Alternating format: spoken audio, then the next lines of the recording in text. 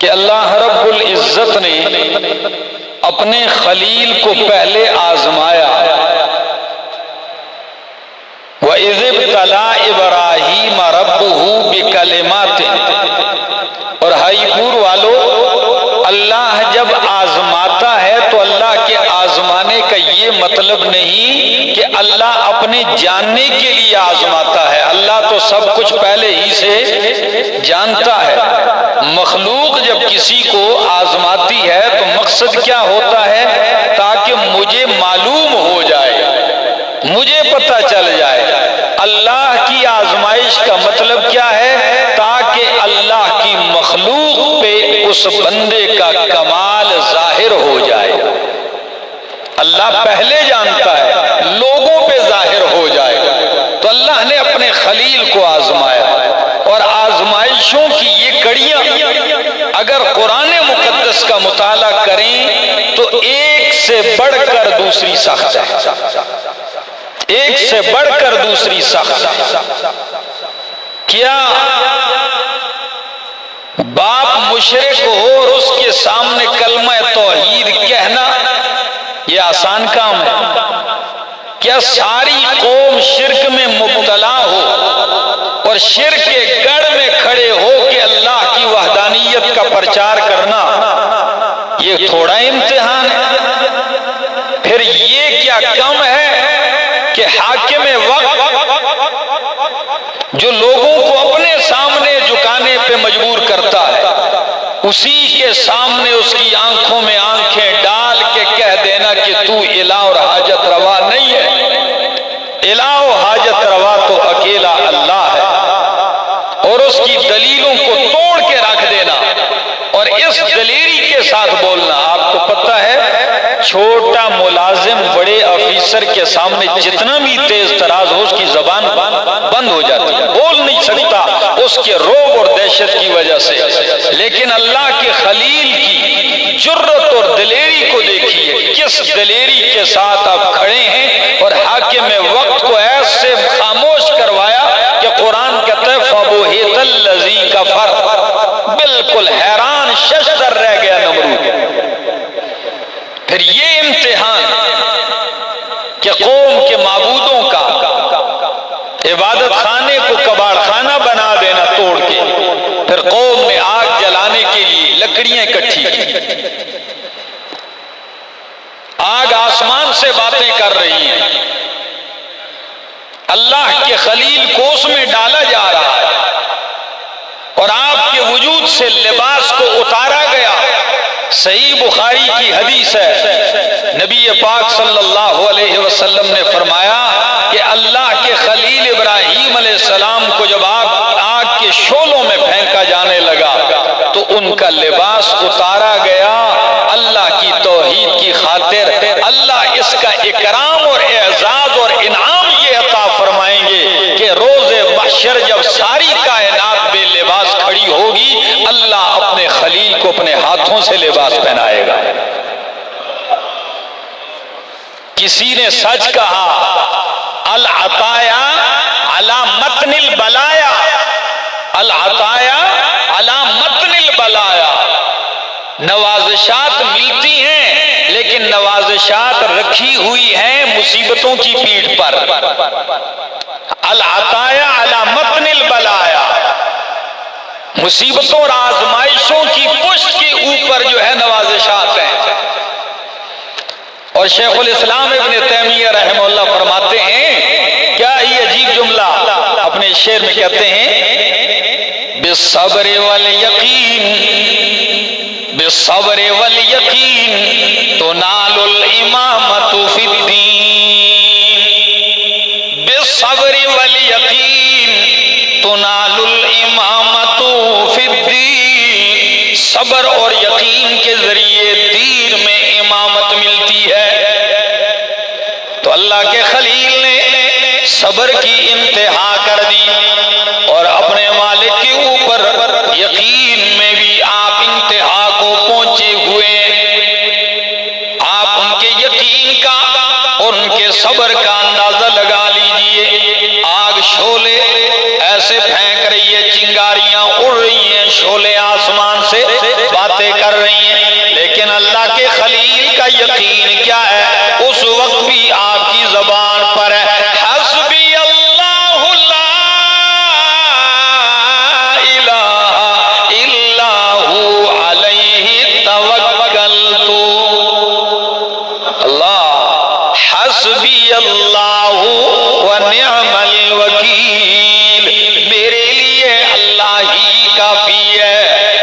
مشکل کی گھڑی میں بھی اللہ کے خلیل کس پہ بھروسہ کرتے ہیں؟ بولو کس پہ؟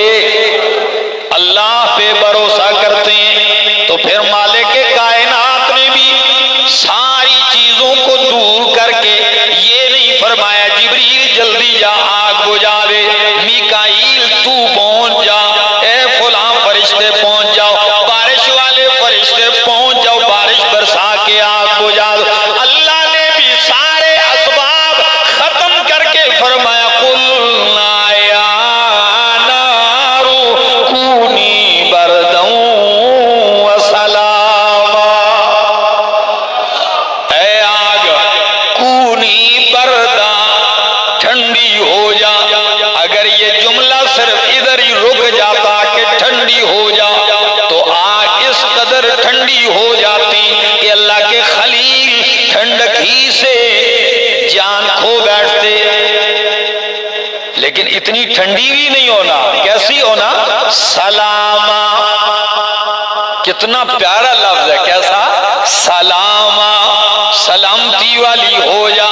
اور بعض مفسرین تو یوں بھی قرات نقل کرتے ہیں کہ اللہ نے فرمایا قُلْنَا يَا نَارُ كُونِي بَرْدًا وَقُولِي سَلَامًا، اے آگ ٹھنڈی ہو جا، اور جب میرا خلیل تیری گود میں آئے تو تو اسے سلام کرنا، قولی سلاما۔ اللہ آگ کو اللہ نے گلے گلزار بنا دیا۔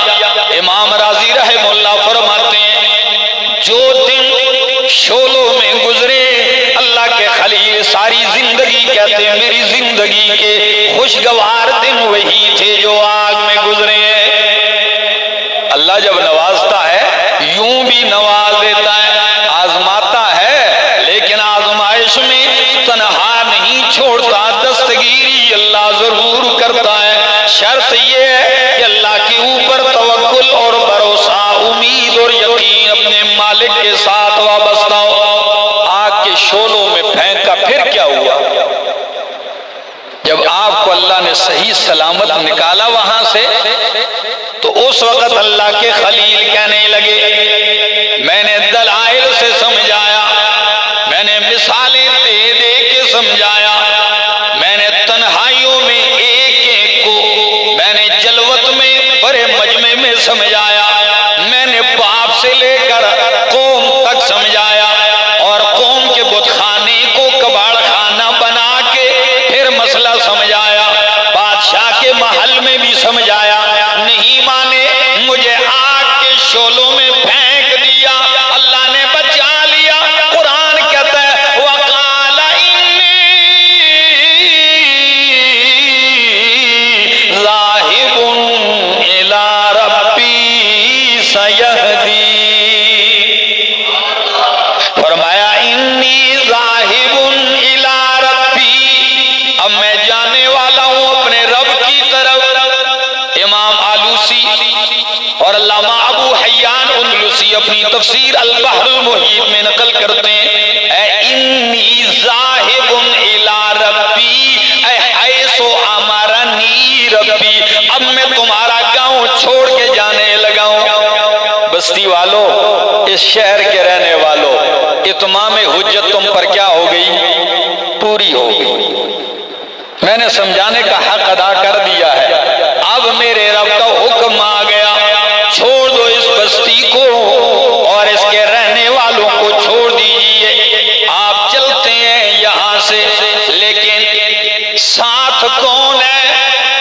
قربان جاؤں اللہ کے خلیل ہیں، اور ان کے ساتھ ان کی بیوی حضرت سارہ رضی اللہ تعالیٰ عنہ ہے، اور ان کے ساتھ ان کے بھتیجے حضرت لوط علیہ السلام ہیں۔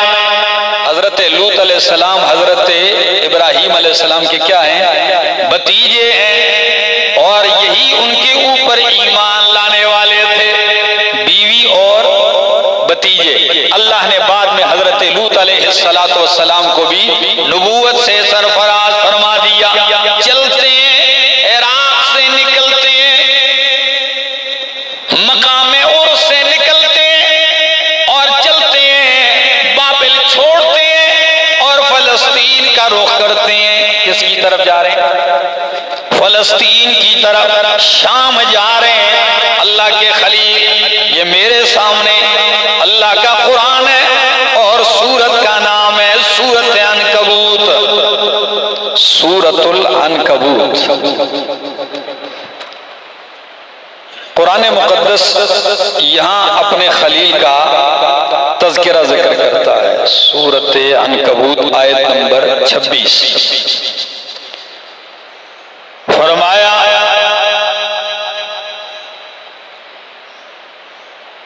فآمن لہ لوط، فآمن لہ لوط، حضرت ابراہیم علیہ السلام پر لوط علیہ السلام ایمان لائے۔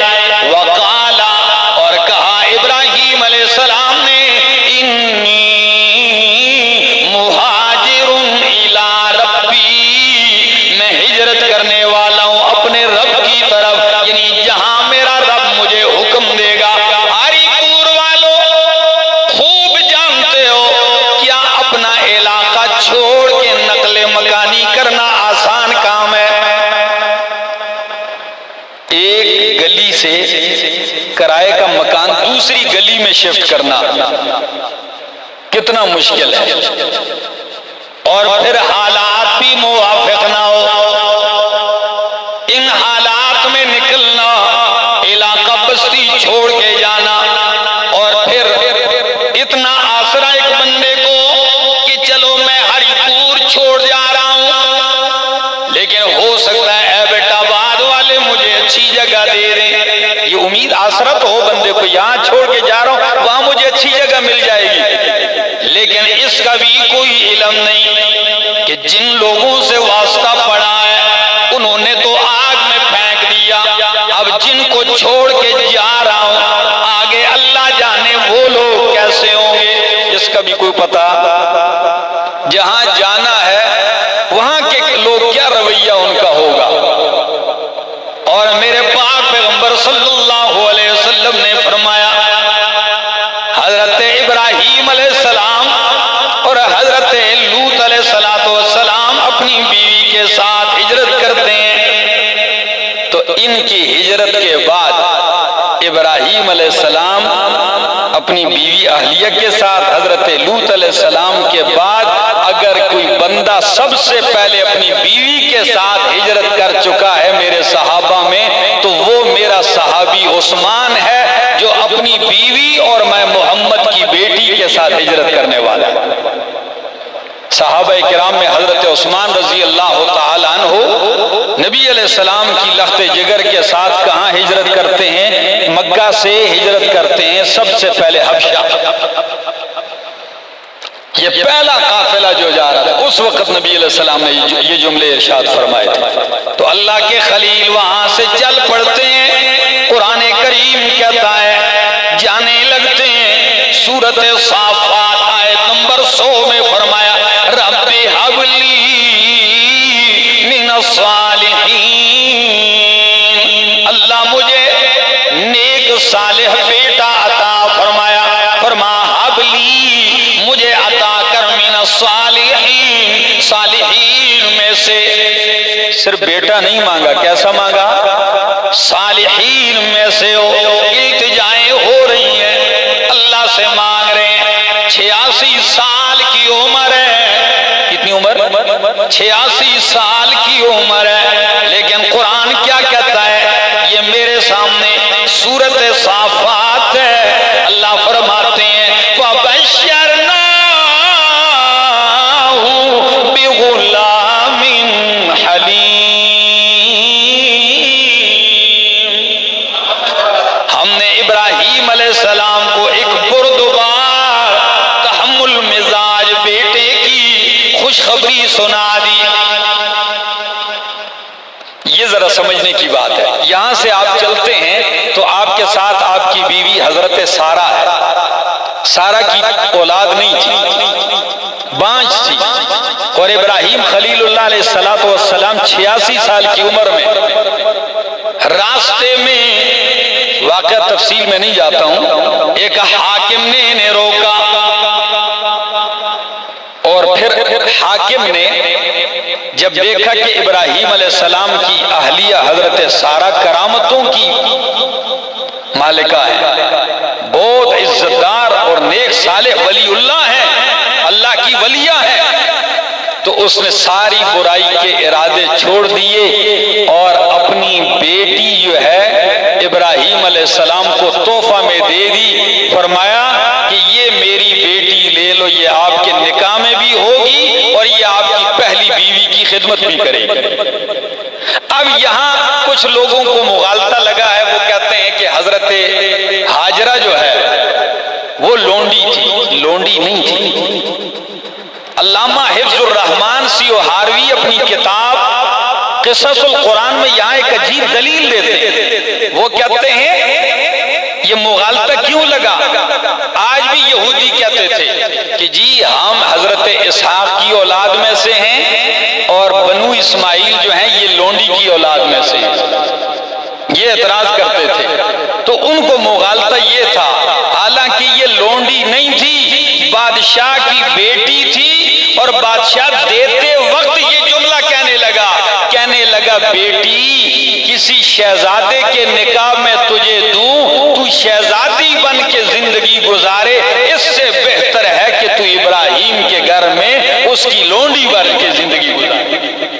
یعنی یہ اس نے اعزاز کے طور پر یہ جملے کہے۔ تو حضرت ہاجرہ ابراہیم علیہ السلام کے نکاح میں آ گئی اور اماں حضرت سارہ رضی اللہ تعالیٰ نبی ہیں، چلتے جا رہے ہیں۔ اللہ کی شان دیکھیے، اللہ نے ابراہیم علیہ السلام کو پہلا فرزند دیا حضرت ہاجرہ کے بطن سے۔ کس کے بطن سے؟ حضرت ہاجرہ کے بطن سے، اور ان کا نام اسماعیل ہے۔ کیا نام رکھا گیا؟ حضرت اسماعیل علیہ السلام۔ سوکن پہلے ہی دل میں ایسی چیزیں ہوتی ہیں، ٹھیک ہے نا، کہ ہر ایک کی تمنا ہوتی ہے کہ میں خاوند کے زیادہ قریب ہوں، مجھے زیادہ محبتیں اور شفقتیں ملیں، اور پھر جب پہلی بیوی کی اولاد نہ ہو اور دوسری کو بیٹا مل جائے تو دوسری جو حضرت سارہ کی طلب اور تمنا ہو اولاد کے لیے بڑھ گئی،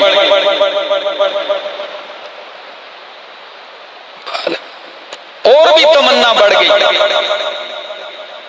لیکن اللہ کی شان، 13 سال اللہ نے اسماعیل علیہ السلام پہلے دیے اماں ہاجرہ کو، اور 13 سال کے بعد حضرت سارہ کو بھی اللہ نے بیٹا عطا کر دیا۔ ہاجرہ کو اسماعیل ذبیح اللہ عطا فرما دیا اور سارہ کو حضرت اسحاق علیہ السلام دے دیا، اور دونوں پیغمبر ہیں۔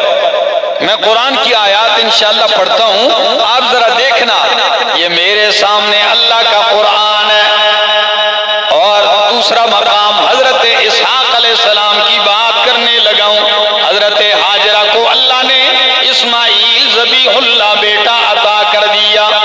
یہ میرے سامنے 26واں پارہ ہے، اور سورت کا نام سورت زاریات ہے۔ 26واں پارہ سورت زاریات۔ ابراہیم علیہ السلام فلسطین میں ہیں، گھر میں بیٹھے ہوئے ہیں، یکایک فرشتے آ گئے، انسانی شکل میں خوبصورت نوجوان داخل ہوئے گھر میں۔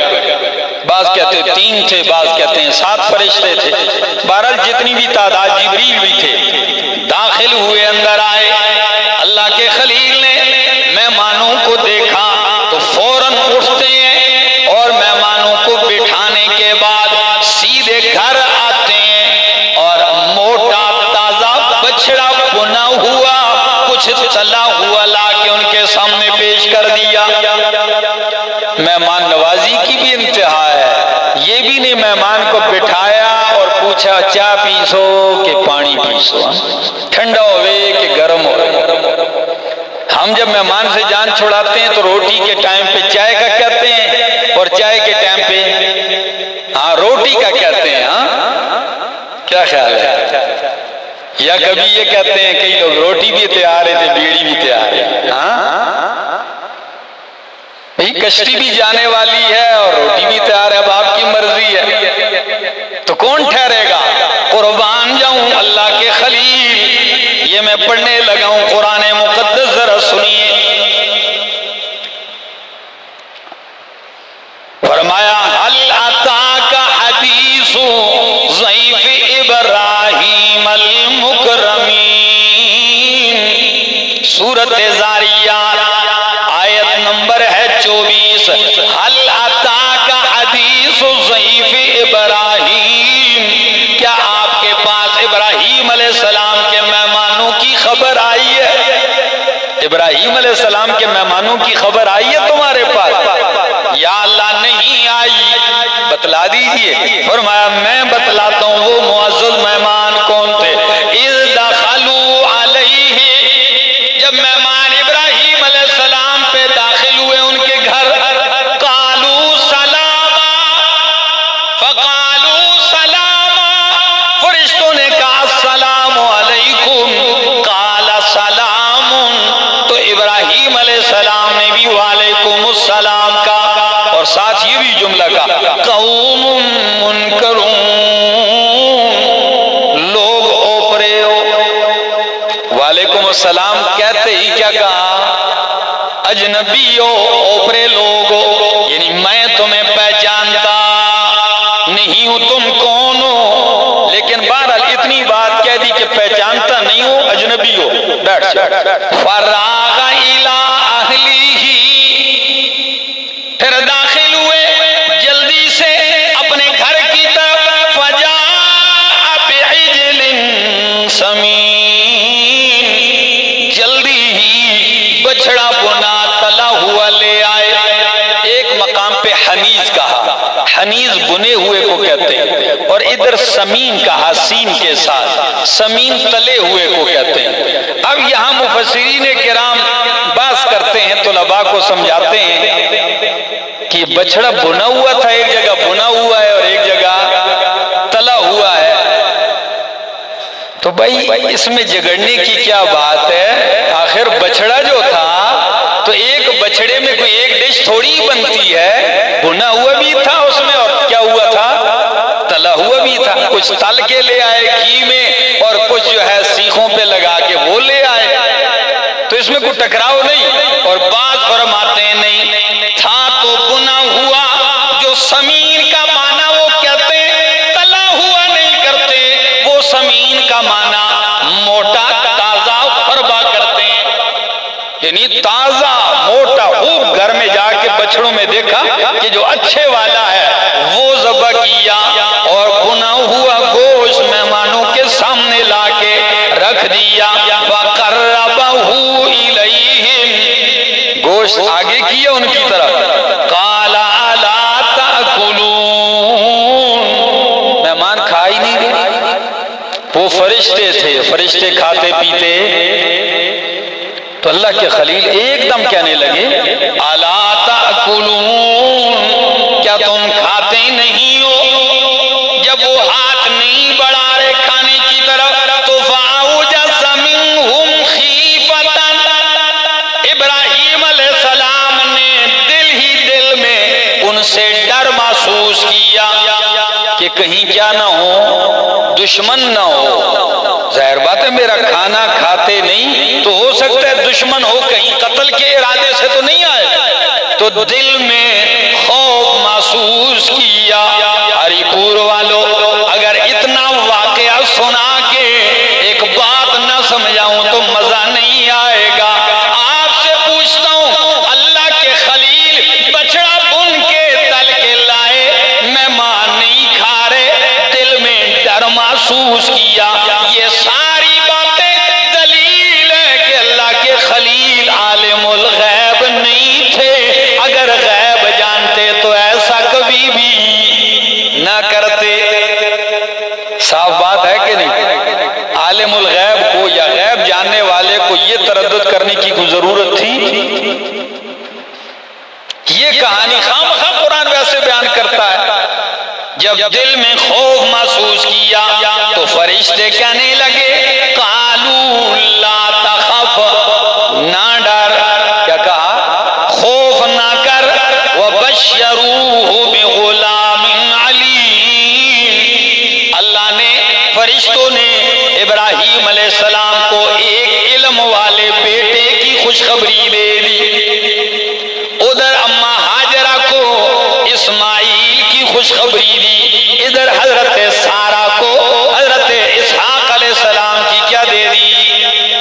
خوشخبری دے دی، اور دونوں کے لیے ایک لفظ استعمال کیا قرآن میں، اگر آپ کے ذہن میں سورۃ صافات میں فرمایا بغلام حلیم، بردبار بچہ، اور ادھر فرمایا بغلام علیم، علیم۔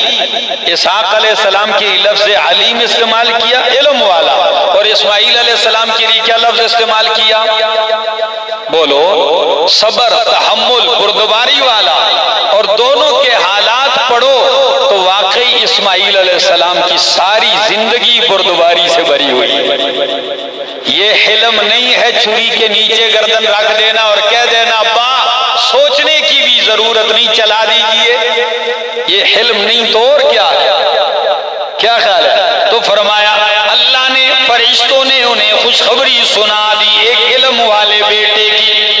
جیسے ہی فرشتوں نے کہا اللہ آپ کو ایک بیٹا دے گا علم والا، ادھر ابراہیم علیہ السلام کی بیوی جو کچن میں کھانا تیار کر رہی تھی، اب گھر میں تھی، پردے کے پیچھے یہ بات سنی تو فوراً دوڑتی ہوئی آئی۔ پہلے سامنے نہیں آئی، کیوں؟ اجنبی لوگ ہیں، سامنے کیسے آتی؟ بعد میں سامنے اس لیے آئی کہ جب خوشخبری کے جملے سنے تو سمجھ گئی کہ فرشتے ہیں۔ کون ہیں؟ جب دیکھا کہ فرشتے ہیں تو اب سامنے آ گئی۔ اور قرآن کیا کہتا ہے؟ فَأَقْبَلَتِ امْرَأَتُهُ فِي صَرَّةٍ، ابراہیم علیہ السلام کی بیوی دوڑتی ہوئی حیرت کے ساتھ آ گئی سامنے۔ فَسَكَّتْ وَجْهَهَا، اور عورت جب تعجب والی بات سنتی ہے تو ایک دم عورتوں کا انداز ہوتا ہے، ایسے ایک دم منہ پہ ہاتھ مارتا، اے اللہ، سنا تعجب کی بات سنی تو فوراً اس نے، اور بعض عورتوں کی عادت ہوتی ہے تعجب کی بات اللہ ایسے ماتھے پہ، قرآن کہتا ہے فَسَكَّتْ وَجْهَهَا، بس اس نے تیزی سے ہاتھ رکھا اپنے چہرے پر اور کہنے لگی وَقَالَتْ عَجُوزٌ عَقِيمٌ،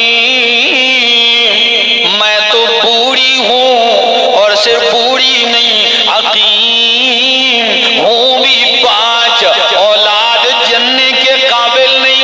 اب اس بڑھاپے میں 5 پنے میں مجھے بیٹے کی خوشخبری کیسے دینے لگی ہو کہ لگے ہو فرشتوں؟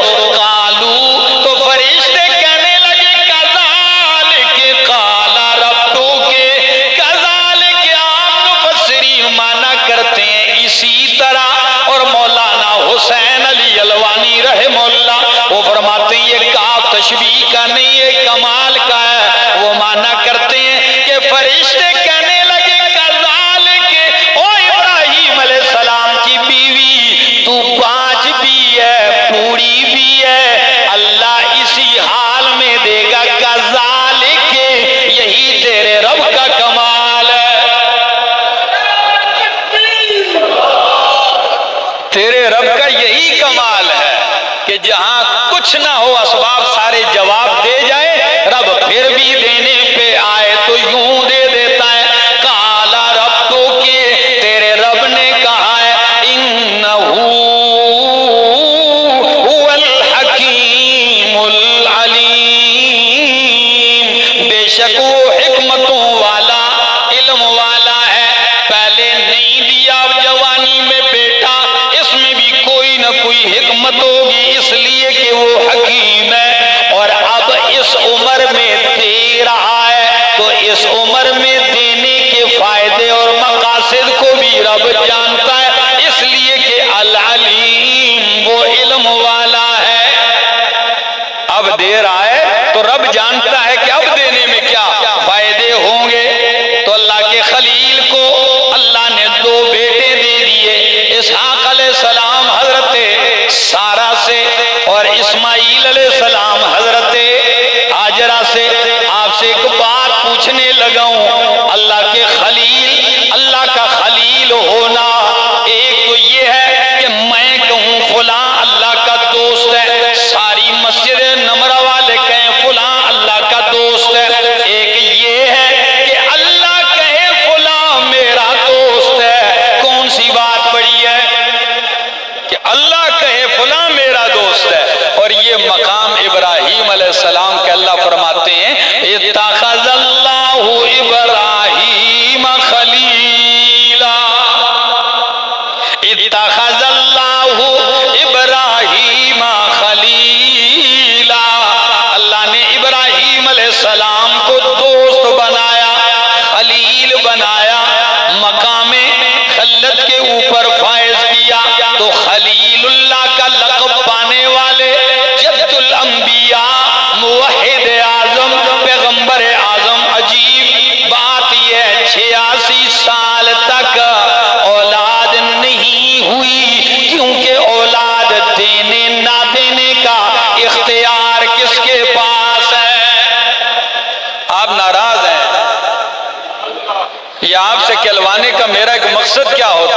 کہ میں تو لگا ہوں، اللہ کرے فرشتے آپ کی بھی گواہی لکھ دیں توحید کے لیے۔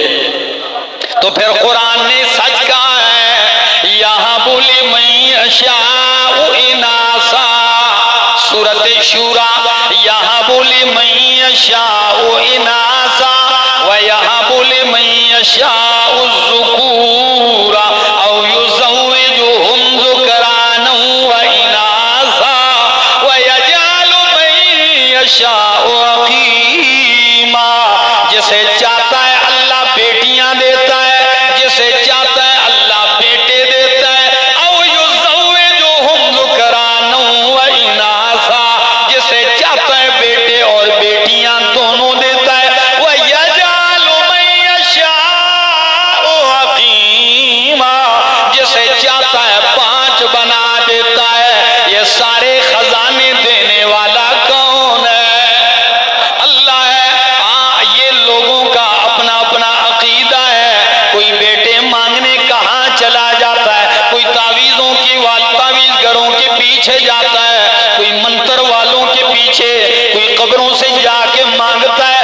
میں تو سچ کہتا ہوں، شاعر نے کیا ہی خوب کہا کہ کتیاں نوں بچے کون ہے دیندا، جڑی ٹر دیے لا کے قطاراں، کتیاں نوں بچے کون ہے دیندا، جڑی ٹر دیے لا کے قطاراں، مرغی کسے پیر دا ڈیوا نہیں بالیا، بچے مل گئے بے شمارا، مچھلیاں نوں بچے کون ہے دیندا، بچے جن جن کرن بہارا، او خاکیے سارے رب کو لو منگ دے تے تو در در کریندا پکارا۔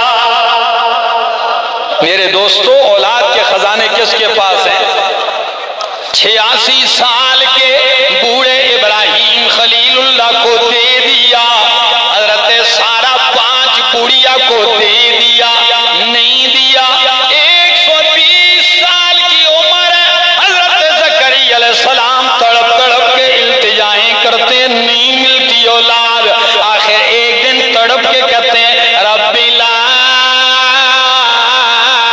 تذرنی فردا وانت خیر الوارثین، اللہ مجھے تنہا نہ چھوڑ دے، مجھے کوئی وارث عطا فرما، بیٹا عطا فرمایا۔ اب 120 سال کی عمر زکریا علیہ السلام کی ہے، 96 سال کی بوڑھی ان کی بیوی ہے پاک۔ اللہ نے فرمایا میرا پاک پیغمبر دینے لگا ہوں، تیار ہو جائیے۔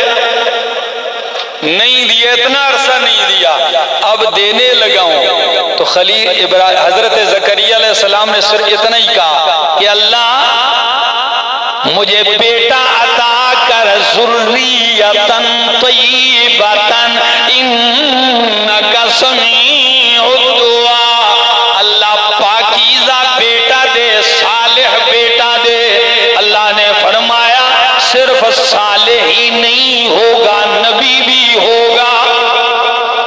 تو اللہ نے بیٹا دیا حضرت یحییٰ علیہ السلام، اور پیدا ہونے سے پہلے اللہ نے فرمایا کہ میرا زکریا، میں نے نام بھی اس کا رکھ دیا ہے یحییٰ، اس کا نام اللہ نے پہلے سے رکھ دیا، اور ساتھ ہی یہ بھی کہہ دیا لم نجعل لہ من قبل سمیہ، یہ نام اس سے پہلے کسی کا نہیں ہوگا، یہ انہی کا ہوگا۔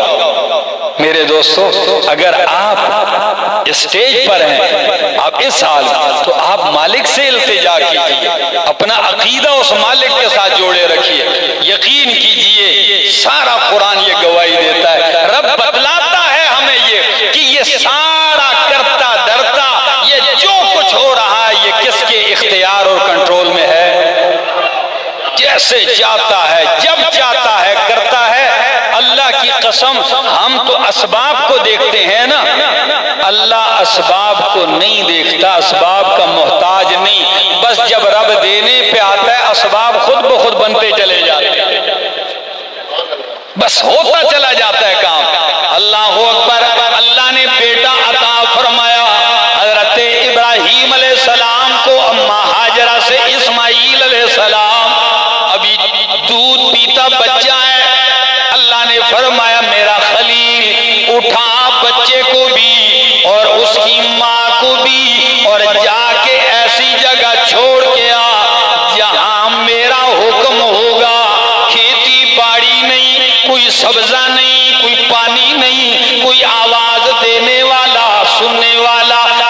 زندگی کے سامان نہیں ہے، جا کے وہاں بغیر کھیتی اور سبزے کے ایسی بیابان وادی میں چھوڑ کے آ،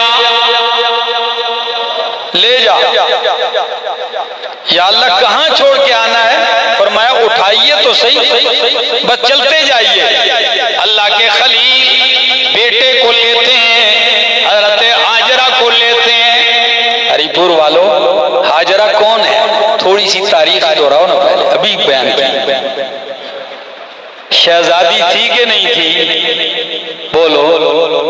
اب ذرا امتحان دیکھنا، سمجھ آ گئی؟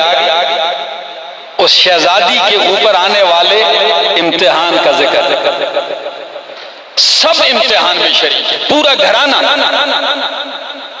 بیوی کو لے کر لختے جگر اسماعیل کو لے کر چل پڑتے ہیں، اور ایسے ویرانے میں جہاں اب کعبۃ اللہ بنا ہوا ہے، کوئی نشان نہیں، نہ پانی ہے نہ کوئی آبادی ہے انسانوں کے رہنے کی، بلکہ چاروں طرف سے پہاڑوں کے دامن میں ہے۔ بس یہ دیکھ لو میری ہتھیلی کو، پہاڑ ہیں بیچ میں، یہ وادی ہے، کوئی سبزہ کسی حد نگاہ تک نظر نہیں آتا۔ اللہ کے خلیل ماں اور بیٹے کو وہاں چھوڑتے ہیں، جب آنے لگتے ہیں، جب بھی یہ واقعہ آتا ہے انسان تھوڑی دیر کے لیے حیران رہ جاتا ہے کہ یہ کیا منظر تھا یار۔ جب آنے لگتے ہیں، تھوڑا سا پانی ہے مشکیزے میں، اور ایک تھیلے میں چند کھجوریں پڑی ہوئی ہیں، وہ حوالے کر کے آنے لگتے ہیں۔ بیوی پیچھے سے آتی ہے، او ابراہیم الا من تکلنا ہونا، او ابراہیم اس بیابان اس خشک وادی میں ہمیں کس کے سپرد کر کے جا رہے ہو؟ ہم سے ہوا کیا ہے؟ کیوں اس ویرانے میں ہمیں چھوڑ کے جا رہے ہو؟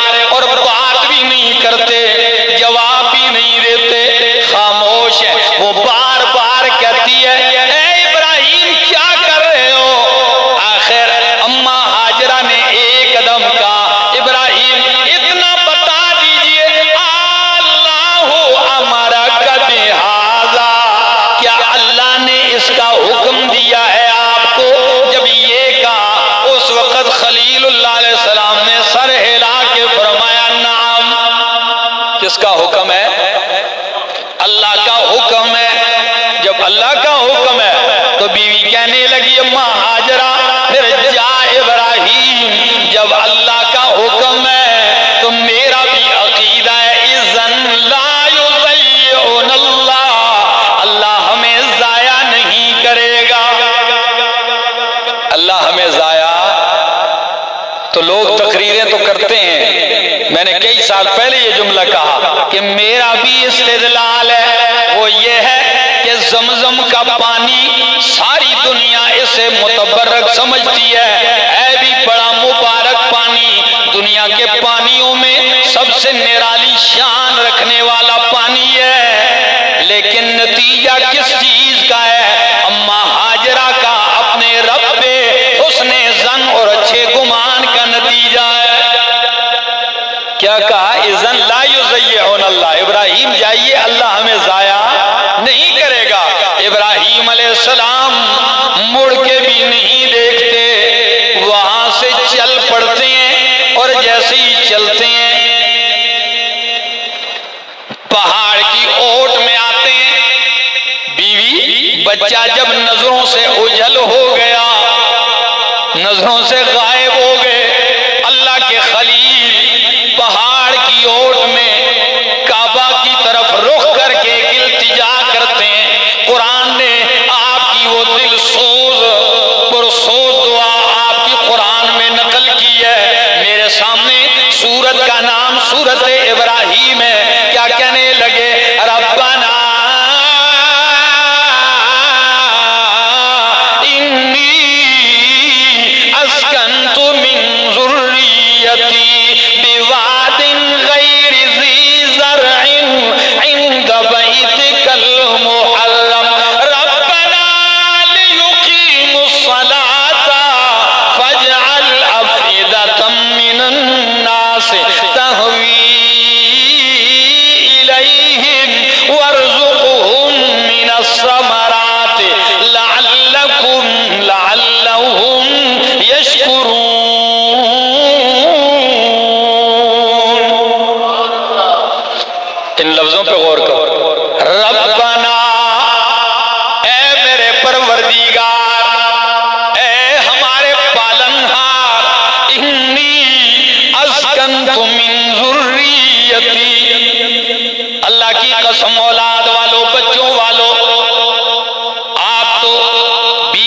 بچے کو بازار جاتے ہوئے بھی گھر میں تنہا چھوڑتے ہو تو فکر لگی رہتی ہے. آپ تو بچے گھر میں ڈیوٹی پر بھی جاتے ہوئے چھوڑتے ہو تو پریشان ہوتے ہو.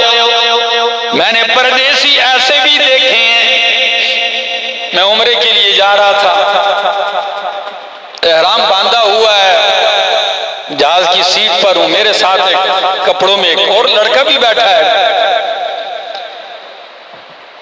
تو میں ترچھی نگاہ سے اس کی طرف دیکھا تو اس کی آنکھیں سرخ. جہاز بلندیوں پہ جا رہا ہے، 35,000 فٹ کی بلندی پہ. جیسے ہی بلندی پہ جانے لگا، ٹھہراؤ آیا، کھانا لگنے لگا. ایئر ہوسٹس کھانا لے کے آ رہی. ہر آدمی نے اپنے سامنے والی ٹیبل کھولی، اس نے ٹیبل نہیں کھولی. میں نے کھایا، سب کھا رہے ہیں. وہ آگے سے پوچھتی آپ کے لیے کھانا لاؤں؟ یہ بولتا بھی نہیں، سر ہلا کے کہتا ہے نہیں. میں نے ساتھ دیکھ کے کہا بھائی آپ پریشان سے لگ رہے، کھانا کیوں؟ کہتا ہے پردیسی ہوں، چھٹیاں گزار کے اپنے گھر آیا تھا، چھوٹا سا میرا بیٹا تھا میرے ساتھ، اتنا مانوس ہو گیا تھا چھٹی کہ ان مہینوں میں کئی دنوں سے سوچ رہا تھا اسے چھوڑ کے کیسے جاؤں گا. کہتا ہے جب میں نے آنا تھا تو میں نے اس کو صبح سویا ہوا گھر میں اندھیرے میں نکلا اور گھر میں وہ لیٹا ہوا سویا ہوا تھا. اب ادھر بیٹھے سوچ رہا ہوں بیٹا جاگا ہوگا اور جاگتے ہی پوچھتا ہوگا کہ ابو کہاں ہے. تو بستر پہ مجھے نہیں پائے گا تو وہ روئے گا، کبھی ادھر جائے گا کبھی ادھر. یہ باتیں کی اور اس کی آنکھوں میں آنسو آ گئے. مجھے بھی رونا آ گیا اس کی اس حالت. جب اس واقعے کو پڑھتا ہوں مجھے وہ پردیسی بھی یاد آتا ہے. لوگ تو بڑے آسانی سے کہتے ہیں، پردیسیوں سے کہتے ہیں نا، کوئی کہتا ہے آئی فون لاؤ ہے، کوئی کہتا ہے فلاں فون لاؤ. تمہیں کیا معلوم؟ مجھے پردیسی میرے دل کے بہت قریب ہے. میں پاکستان میں کوئی فون کرتا ہے تو 2-3 منٹ سے اوپر کوئی بات کرے تو میں اس کو کہتا ہوں بھائی بات ختم کرو. پردیسی فون کرتے ہیں بیچارے، جب دل کی بات کرتے ہیں تو کئی منٹ لگ جاتے ہیں، کبھی آدھا پونا گھنٹہ بھی بات کرتے ہیں. اب میرے دوستو، حالانکہ اس پردیسی نے کیا کیا؟ اپنے گھر میں ماں باپ کے ساتھ، خاندان میں، بستی میں، اپنے خاندان کے اندر چھوڑ کے گیا. ہر چیز کی سہولت موجود، کھانا، ہر چیز، لیکن اتنا درد. کوئی خلیل اللہ کے درد کو بھی سمجھے نا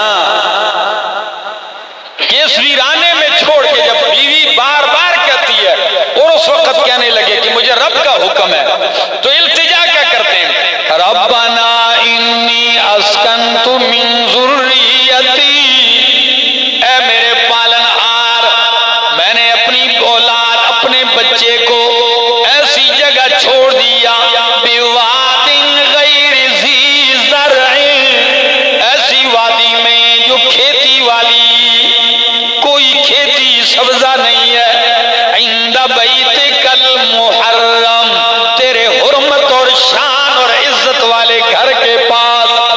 تو آپ سے پوچھتا ہوں کعبہ تھا اس وقت؟ کعبہ تو نہیں تھا. کعبہ تو سورہ بقرہ میں آپ نے پڑھا ہوگا کہ جب اسماعیل علیہ السلام بڑے ہو گئے تو باپ اور بیٹے کیا کرنے لگے بیٹے کعبۃ اللہ کو. تو پھر یہاں عند بیتک المحرم کا کیا مطلب ہے؟ اس لیے سمجھو کعبۃ اللہ تو اللہ نے پہلے بنایا، دنیا میں سب سے پہلا گھر کعبۃ اللہ حضرت آدم علیہ السلام کے دور سے بنایا، لیکن مٹ چکے تھے آثار. اب اس کے نشانات کیا ہو گئے تھے؟ مٹ گئے تھے. لیکن اتنا پتہ تھا، اللہ کے خلیل کو بتایا گیا کہ یہ جو مقام ہے یہ کون سا ہے؟ یہ کعبۃ اللہ والا، یہی وہ حرم ہے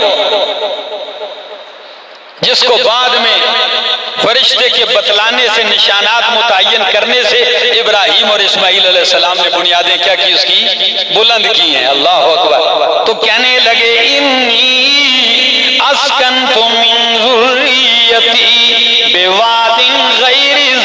زرع عند بیتک المحرم، اللہ تیرے حرمت والے گھر کے پاس اس بیابان ویرانے میں چھوڑ کے جا رہا ہوں، لیکن کیا عقیدہ دیکھیے، اپنے رب پہ حسن ظن اور یقین کی دیکھیے، ربنا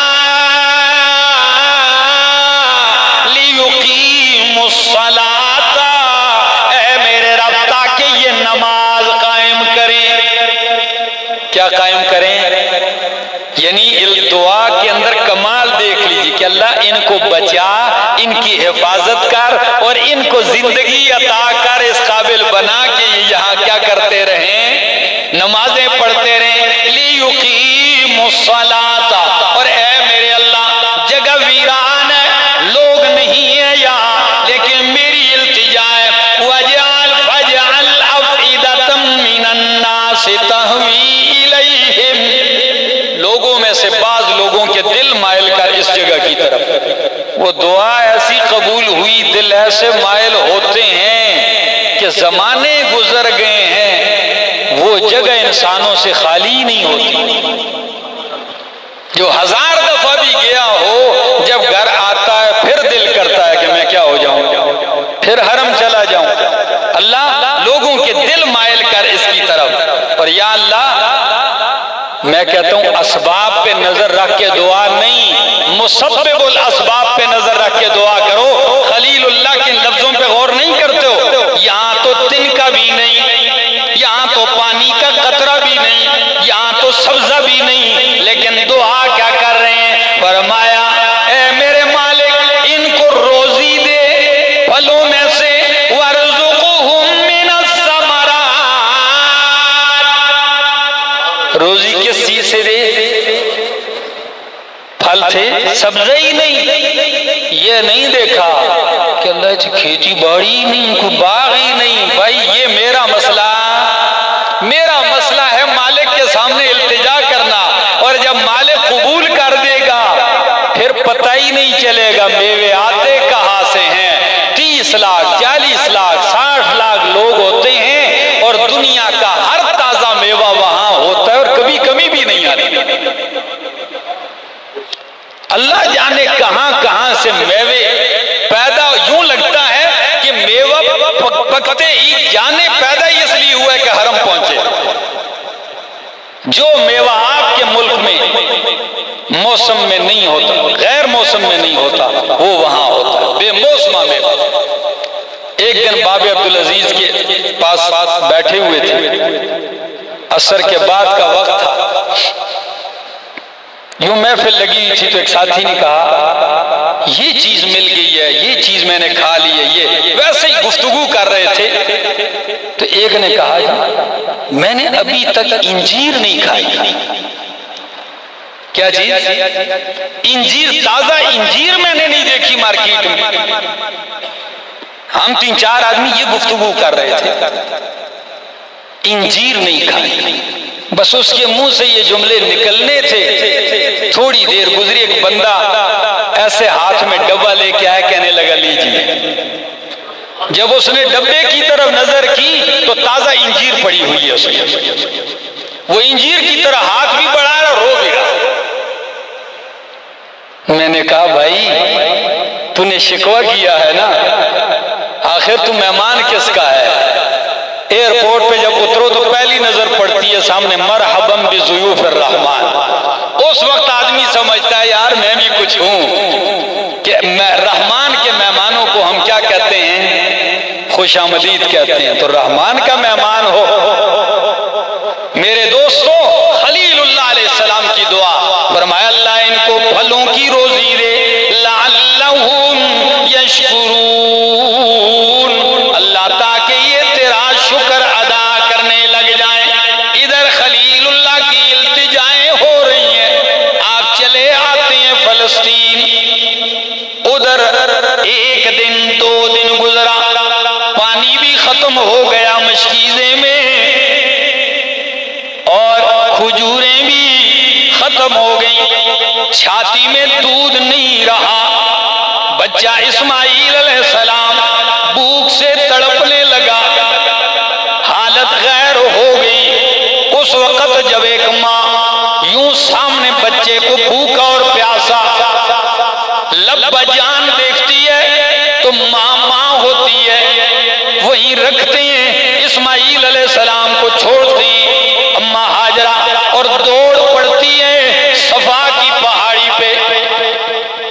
صفا پہ چڑھتی ہیں اور دائیں بائیں آواز دیتی ہے کوئی آواز سننے والا، کوئی بندہ، کوئی بشر، کوئی کھانے پینے کی چیز نظر آئے، کچھ بھی نظر نہیں آتا تو نیچے اترتی ہے صفا سے، تو جو ہی بچہ نگاہوں سے اوجھل ہوتا ہے توڑ پڑتی ہے اور مروہ پہ پہنچ جاتی ہے، 7 چکر یہ لگاتی ہے، اور جب مروہ پہ آتی ہے، کس پہ؟ مروہ پہ آتی ہے، بڑی پریشانی کے عالم میں، تو ایک آواز سنائی دی، ایک دم توجہ کی، پھر آواز کانوں سے ٹکرائی تو ایک دم اماں ہاجرہ کہنے لگی، اللہ کے بندے اگر تو کوئی مدد کر سکتا ہے، کوئی تعاون کر سکتا ہے، پہنچ سکتا ہے، تو میں نے تیری آواز سن لی۔ آواز کس کی تھی؟ رب نے فرشتہ بھیجا تھا، فرشتے کی آواز سنی، جو ہی نگاہیں دوڑائیں، صحیح بخاری کی حدیث ہے، فرشتہ آتا ہے اسماعیل علیہ السلام کے پاس ہی پر ضمیر پہ مارتا ہے، زمین پہ، اللہ نے وہیں سے زمزم کا چشمہ جاری کر دیا۔ جب زمزم کا چشمہ جاری ہوا، اماں ہاجرہ دوڑتے ہوئے آئی اور ایک دم پانی کے ارد گرد مڈیر باندھنے لگی، زم زم، ٹھیک ہے نا؟ مڈیر کیوں باندھنے لگی؟ تاکہ تالاب سا بن جائے اور میں پانی جمع کر کے مشکیزے میں ڈال سکوں۔ حیران کن مرحلہ ہے، جب یہ پانی کا منظر دیکھا گیا، نبی علیہ السلام نے فرمایا اللہ اماں ہاجرہ پہ رحم فرمائے، وہ مڈیر نہ باندھتی تو چشمہ اتنا تیز ہوتا کہ باہر بہتا اور اس سے بھی بڑا ہوتا جتنا اب ہے۔ اب زمزم کا پانی اللہ نے وہاں نکالا، کیسا کمال کا پانی جو کھانے کی بھی کمی پوری کر دیتا ہے اور پینے کی کمی بھی پوری کر دیتا ہے، بھوک بھی مٹا دیتا ہے اور پیاس بھی مٹا دیتا ہے۔ پی رہی ہے، اللہ اکبر، زمزم کا پانی پیتی ہے، طاقت بھی ایک بدن میں آ گئی، اور آزمانے والوں نے آزمایا ہے، بہت بڑی قوت دیتا ہے یہ پانی۔ اگر آپ کھانے کے بعد پیتے ہیں تو ہاضمے دار ہے، بھوک میں پیو تو بھوک ختم کرتا ہے، پانی زمزم کا چشمہ پھوٹ پڑتا ہے۔ لیکن ایک بات بتاؤں، اماں ہاجرہ کی یہ ادائیں میرے رب کو اتنی پسند آئی، قیامت تک کے لیے حج اور عمرہ نہیں ہوتا جب تک کہ یہ چکر نہ لگائے۔